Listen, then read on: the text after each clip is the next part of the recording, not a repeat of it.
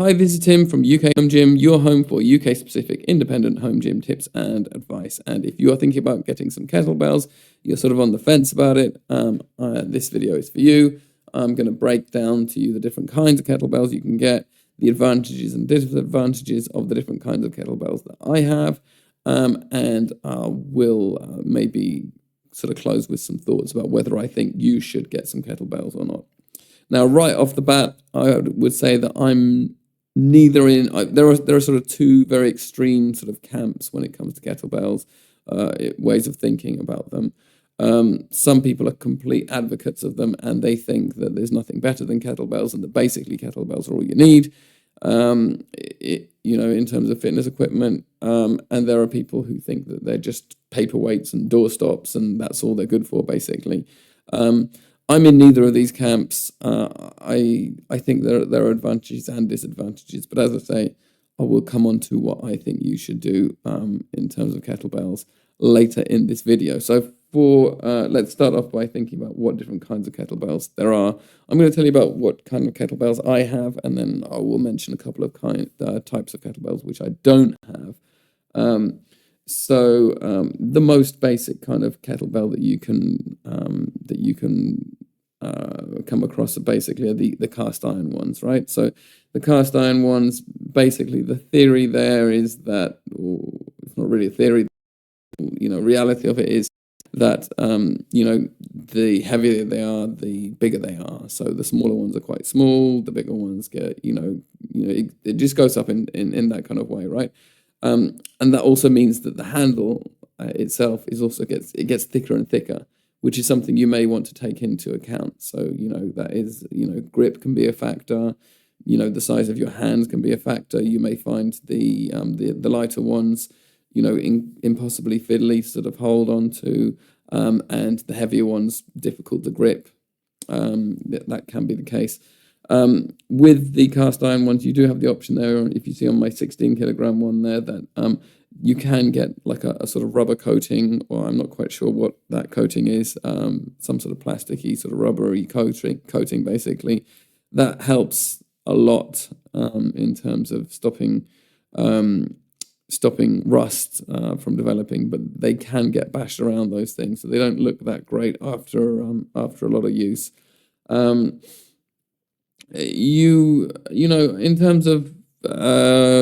terms of storage, in terms of price, I would say, these are just very much like, price-wise, they are very much like weight plates and medicine balls and stuff like that. It just goes up exponentially. The price goes exponentially with the weight of the kettlebell that you're looking at, basically. And some coatings maybe cost a little bit more than the sort of bare cast iron kettlebells. Usually not, though, if you're shopping around and you don't buy from a specific brand. Now, this is one other type of kettlebell that I don't have, and that is called a competition kettlebell. I'm not quite sure what competitions these are used for, if I'm being honest, but the principle here is that they are color-coded and that they are all the same size. So a 24 kilogram kettlebell here would be the same size as an 8 kilogram one. So, that is the sort of the idea behind these. Now, there is one other kind of kettlebell. Well, there are a couple of other kinds of kettlebells that you could buy. And one more sort of obvious one, if you have a lot of weight plates already, is something which I have, and I have a plastic version of this, which I'm, kind of question mark about. I'll talk about it a little bit later, whether I think you should buy one or not. And that is like an adjustable kettlebell. So the principle here is that you have like a stem, handle, and you have a sort of base to it, and then you can basically load your weight plates onto this, and then you have various little sort of nuts that you can then use to sort of tie the handle on, affix the handle on, basically, so that neither the plates nor the handle comes loose while you're using it. So, here it is. This is what I got. It wasn't very expensive. And you can see that the nuts do stay in place. Nothing's ever come loose with this while I've been using it. And I'll show you in a moment how you can sort of load plates onto it. In my experience, though I did get this a couple of years ago, it cost me, I don't remember, 15, 20 pounds, something like that. Maybe less, maybe it was on sale or something like that. But look, you see here, I'm going to load this up with 25 kilograms and show you how that works. So you've got two 10-kilogram plates coming onto it now, and I'm going to put a 5-kilogram plate on there. I believe the most I've ever put on this is, I want to say 30, 35, maybe 40. You just struggle to get more than that on, depending on the thickness of your plates, of course, but you struggle to get more than that on. But yeah, then you can use these nuts to tie everything into place. And you just screw that onto the thread here. And I'll use that top nut there just to keep the handle on. I mean, you could do any sort of combination of that really with the nuts there to keep those weight plates on. And let's see how that actually performs when I finish putting it together. I think I'm going to do a kettlebell swing here, and also like a kettlebell deadlift to show you what it looks like in action.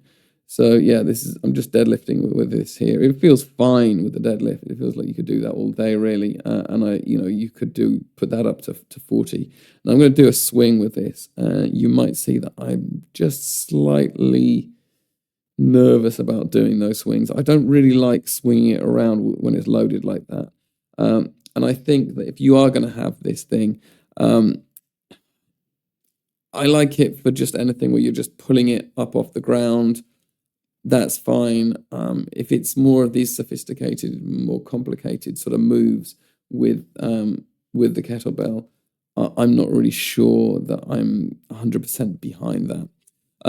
It just feels, I'm a bit worried things are going to come loose. Now I'm going to show you here. This is one of my favorite unexpected maybe kettlebell moves, and that is I love doing the concentration curl with the kettlebell. I think that it feels so much better than using the dumbbell. I like the fact that the weight hangs underneath rather than being on the two sides of your hands. I like the fact that nothing's sort of sticking out on the sides as well. So this is the sort of unexpected sort of bonus of the kettlebell. Usually I'm using them for my favorite activity. My favorite kettlebell lift basically is the kettlebell swing. I think that is just an amazing activity, amazing lift, and it targets your glutes like, I don't know, I don't feel like there's anything else that quite targets your glutes to the same extent as that. But the kettlebell concentration curl is, it's a fantastic, it's a fantastic lift that, I never really expected the kettlebell would be something. I think I just picked it up one day when I couldn't be bothered to load up a loadable dumbbell, and I thought, well, that's 12 kilograms. Maybe I'll warm up with that, and I did, and I just thought, wow, that's really good. I went on and did the 16, the 20 with it, and yeah, it's really good. So basically, those are your options. Now, there is one other option I haven't spoken about, and that is a plastic one. You can get plastic kettlebells. They are probably the cheapest option available to you. And you can, you can find those Amazon and so on, eBay and stuff like that. I'm sure you can find some of those there. I just don't like plastic generally. I would never go anywhere near those things. I think that they get really, really, really big in terms of size when you get like a heavier one. And as I've said before on this channel, I think if you can avoid it, if you can avoid plastic in any way, do so, because it just always has a way of letting you down and breaking and getting damaged over time. in your home gym, particularly if your equipment is stored outside your house. And that's the case for me. I keep everything in my garage, and I just, metal is more resilient. Now, of course, with metal, there is the challenge of, trying to keep rust off it, but it's not going to let you down. The weights are more accurate. They tend to be more accurate. It also just sort of makes it feel a bit more like a gym when there's loads of metal around rather than, plastic, cheap looking stuff. But, I think that, working out with plastic kettlebells is way better than not working out with kettlebells at all. So, maybe that's just my prejudice about the plastic sort of coming through there. But anyway, do I think, in conclusion, that you need kettlebells? As I said, I'm sort of agnostic about kettlebells. I love the kettlebell swing, and there's not many ways that you can sort of replicate the kettlebell swing. You can do some sort of pull throughs with the cable and stuff like that but it's not quite the same. I love the movement, the flow of the kettlebell swing, and just getting into that. I think that it's very difficult to replicate. And you can do that with a weight plate if your weight plates are the right size, and particularly if you have the tri-grip weight plates design, that's definitely a possibility. But I do think that with a kettlebell, it just feels better. So yeah, that's good. Other than that, I don't think they're essential. That's just my thought. If you are someone who is really into functional functional training or whatever, or you like the idea of just flowing around with the weight and stuff like that, then yeah, I do think that they have a function. I'm sure that there are a lot of advocates who could make a very good case for it. But in terms of, I think of it in terms of a British home gym user, and I think, yeah, you could just have a garage full of kettlebells of various weights, and that could be your whole gym setup. But I do think you'd be very limited. I do think you're not really going to be able to hit the strength levels that you are if you were to have barbells and weight plates and stuff like that, and make that the cornerstone of your training.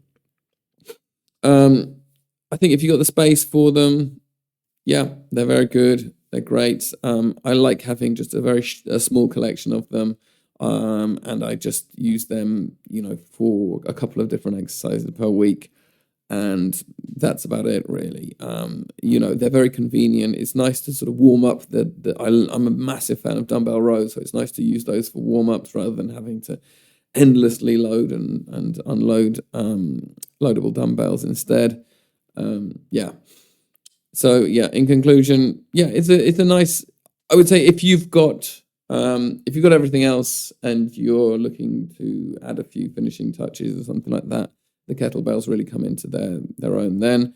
But if you're building up from the beginning, I would say, unless you are a massive kettlebell advocate and you agree with the people who say that they're the only way to get fit, I would say no. Get your barbell, your squat rack, and your weight plates all sorted out first, and then you can start worrying about things like that later. Anyway, I wonder what your thoughts are on this. If you have any of these different kinds of kettlebells, or if you think that one kind is better than the others, please let me know in the comments below. I'd love to hear your thoughts. Please remember to like, share, and subscribe. That really helps me to grow the channel. Please do check out our website. That's ukhomegym.com. And I'll see you next time on UK Home Gym.